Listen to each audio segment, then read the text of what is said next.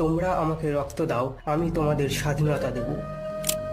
Japanese bomber প্লেনে নেতাজি ও তার সাথী হাবিবুর রহমানের সাথে ভিয়েতনামের সাইগন থেকে প্লেনে চেপে জাপান যাওয়ার সময় তাইওয়ানের তাইহোকু, যা আজকের তাইপাই শহর, সেখানে প্লেনটি হঠাৎ ক্র্যাশ করে যায়। দুই পাইলট ও জাপানিজ জেনারেলের মৃত্যু হয়ে যায় এবং নেতাজি গুরুতর আহত হয়ে যান। সেই দিনেই তিনি হাসপাতালে মারা যান। কিন্তু সত্যি কি নেতাজি মারা গিয়েছিলেন?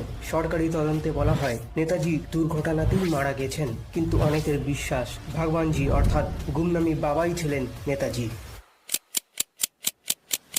আপনারা কি মনে করেন, গুমনামি বাবাই কি আসলে নেতাজি ছিলেন?